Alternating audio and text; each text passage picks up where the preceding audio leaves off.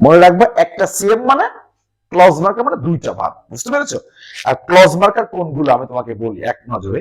সকল প্রকার WS word, যত ডাব্লিউএস ওয়ার্ড আছে, তাই না? হু, হুম, হুচ, তাই না? তারপরে কি হোয়াট, হোয়েন, হোয়াট এভার, তাই না? হুম, হাউ, তারপরে হচ্ছে হু, হোয়ার, ডাব্লিউএস ওয়ার্ড মানে সেগুলো সিএম, সেগুলো কি ক্লজ মার্কার কাজ করতে পারে, ঠিক আছে? তারপরে দ্যাট একটা ক্লজ মার্কার, তারপরে and but or if unless until, and but or if unless until এগুলো ক্লজ মার্কার, until, তাই না? বিফোর আপনার clause marker, since clause marker, as clause marker, as একটা সিএম, সিন্স একটা সিএম, while একটা CM, before একটা CM, after একটা CM, তাই না? সিএম মানে ক্লজ মার্কার। আসো পরবর্তী কোশ্চেন দেখি। আমরা কোনো গ্রামার চিনি না, আমাদের ওই সমস্ত ভোগাস নিয়ম শিখে আমাদের চারানা লাভ নাই, বুঝতে পেরেছো? কিচ্ছু চিনি না আমরা, এই গ্রামারের পাশে কোনো কিছু লেখা নাই। আমরা দেখবো যে কোনো ক্লু খুঁজবো, ক্লু মানে ইঙ্গিত, ইঙ্গিত খুঁজবো। দ্যাট মিশেলস, আমি তো প্রথমেই দেখছি দ্যাট একটা সিএম, ওকে একটা ক্লু পেয়ে গেছি কিন্তু। ওকে অ্যাজ একটা সিএম, ক্লু পেয়ে গেছি কিন্তু আমরা। যাই হোক, হোয়াট ইফ, হোয়াট একটা সিএম, ইফ একটা সিএম। ওকে, আমি পোস্ট কিছু না দেখে আগে ডি নাম্বার বাদ দেবো, কেন জানো? হোয়াট একটা সিএম, ডাব্লিউএস ওয়ার্ড, ইফ একটা CM, and but or if unless, if তো সিএম, পরপর দুইটা সিএম বসতে পারে না। আল্লাহর রাস্তায় ডি নাম্বারটা আগেই বাদ দিলাম। এবার আসলে প্রশ্ন দেখবো আমরা। Is caused, is caused, is এর পরে ভি3, এটা তো অবশ্যই finite verb. Is caused finite verb, তাই না? ঘটানো হয়, কজড মানে ঘটানো, ইজ কজড ঘটানো হয় বা ঘটে, ইজ কজড ঘটে। যাই হোক, এটা প্যাসিভে আছে। ইজ এর পরে তো ভি3 দেখতেছো, পরে দেখতেছো বাই, প্যাসিভে আছে। ওকে, পরে এখানে আছে ওয়াজ নট নোন, বলো ওয়াজ নট নোন, ওয়াজ এর পরে ভি3, নো নিউ নোন, এটাও কিন্তু একটা ফাইনাইট ভার্ব। এখন বলবা দুইটা ভার্ব মানে একটা জন্য কি লাগে, বোর্ডের দিকে তাকাও, দুইটা ভার্বে একটা কি লাগবে, একটা ক্লজ মার্কার। এই কোশ্চেনে ক্লজ মার্কার লাগবে, কি লাগবে? ওকে, দ্যাট একটা ক্লজ মার্কার, আবার অ্যাজও একটা ক্লজ মার্কার। কত সুন্দর কথা। অ্যান্সার হতে পারে এ, হতে পারে বি।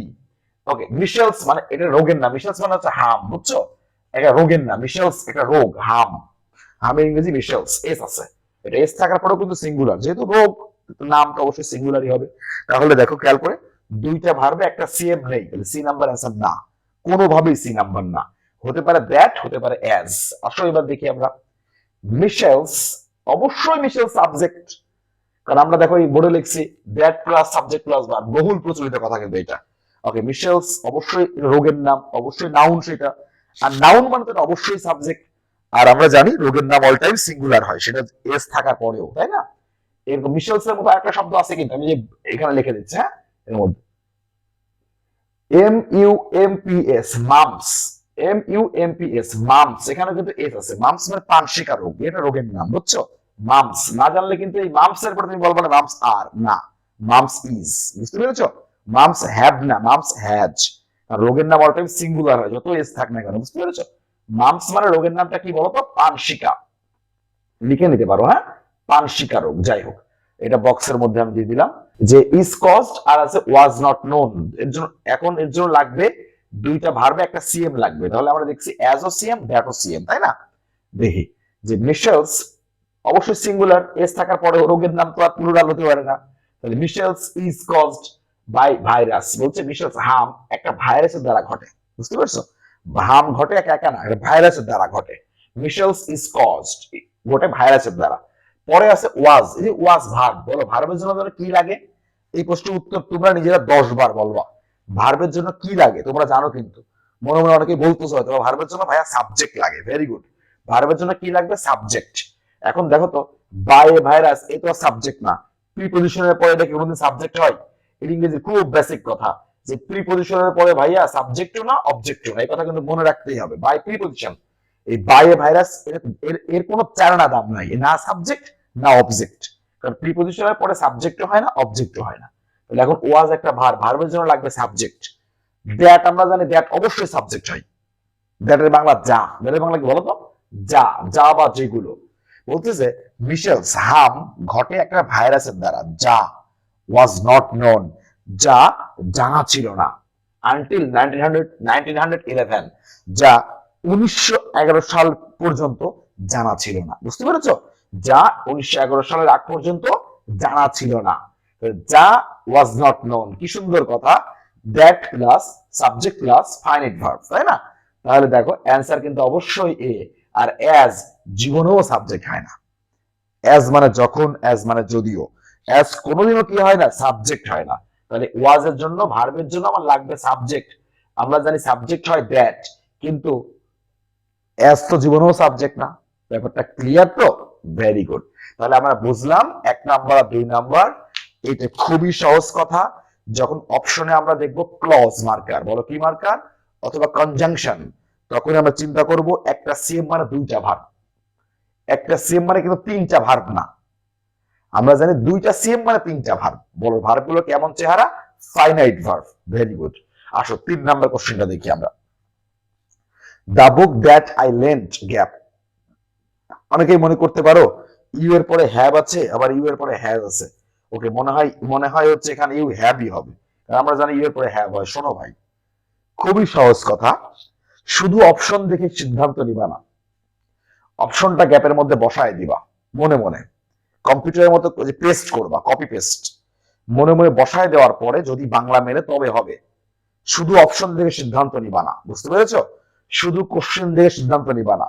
কোশ্চিন এবং অপশন মিলে কিন্তু অ্যান্সার, মিলে কিন্তু একটা বাংলা বাক্য হয়, সুন্দর একটা মিনিং হয়।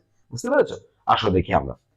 দ্য বুক দ্যাট, এইবার দেখো দ্য বুক সাবজেক্ট, এই দেখো দ্যাট। তোমাদের আমি নিয়ে যাই ওই 1 নাম্বার প্রশ্নের সিটে নিয়ে যাই। নাউন প্লাস দ্যাট হতে পারে কি পারে না? পারে, আমি কিন্তু বলেছিলাম। তখন কিন্তু নাউন প্লাস দ্যাট কোনো সমস্যা নেই, কারণ আমরা জানি বাকিগুলো যেগুলো। এখন এখানে দেখো দা বুক দ্যাট, বইটা, বইটা যা, বইটা কি যা, কথা বুঝছো? দ্যাট হচ্ছে প্রোনাউন। প্রোনাউন কার পরিবর্তে বসে? নাউনের পরিবর্তে। দা বুক দ্যাট, বইটা যা। আই লেন্ট গ্যাপ, বইটা যা আমি তোমাকে ধার দিয়েছিলাম। I lent you, I lent you, আমি তোমাকে ধার দিয়েছিলাম। তোমরা বলো আই লাভ ইউ, তাই না? এরকম আই লেন্ট ইউ, আমি তোমাকে ধার দিয়েছিলাম। লেন্ট এর ভি ওয়ান হচ্ছে লেন্ড। লেন্ড, লেন্ট, লেন্ট, যেমন সেন্ড মানে পাঠানো, সেন্ড করা, মেসেজ সেন্ড করা। সেন্ড, সেন্ড, সেন্ট, এরকম লেন্ড, লেন্ট, লেন্ট, টি হবে, টি। ওকে, যাই হোক, যে বইটা আমি তোমাকে ধার দিয়েছিলাম, আই লেন্ট ইউ, ইউ কিন্তু এখানে অবজেক্ট, কারণ আমরা জানি ভার্বের পরে অবজেক্ট হয়। লেন্ট হচ্ছে ভার্ব, এটা অবজেক্ট হয়। ভার্বের পরে অবজেক্ট, ইউ এখানে কিন্তু অবজেক্ট। দেখো একেবারে ধরে ধরে কিন্তু আমরা চেষ্টা করতেছি পড়ানোর, কোনটা অবজেক্ট, ভার্বের পরে যে অবজেক্ট হয় এই কথাও বলছি।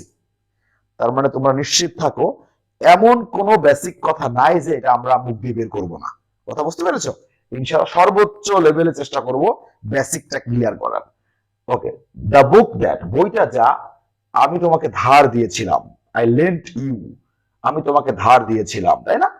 এখন দেখো দা বুক, প্রথমে যে নাউন বসছে রে ভাই, এটা তো অবশ্যই সাবজেক্ট, এর জন্য লাগবে তো একটা ভার্ব। এটা অবশ্যই সাবজেক্ট। কেউ যদি বলো যে দা বুক সাবজেক্ট না, সে সব থেকে বোকা। আর আমার বিশ্বাস এত বোকা কেউ নাই। দা বুক তো অবশ্যই সাবজেক্ট, এর জন্য তোমার ভার্ব দিতে হবে। ওকে, দা বুকের জন্য তো আর হ্যাভ হয় না। দা বুক হ্যাভ হবে বলো? দা বুক সিঙ্গুলার, আর হ্যাভ তো সিঙ্গুলার না। ওকে, দা বুক সিঙ্গুলার, দা বুকের জন্য লাগবে কি একটা ভার্ব। ভার্বটা কেমন verb? Finite verb. Okay, the book having, জীবনেও না। দা বুক আর, জীবনেও না। দা বুকের জন্য কিন্তু হ্যাজ হয়। এখানে ইউ এর জন্য কিন্তু না, ইউ তো অবজেক্ট, অবজেক্টের জন্য কি ভার্ব হয় নাকি?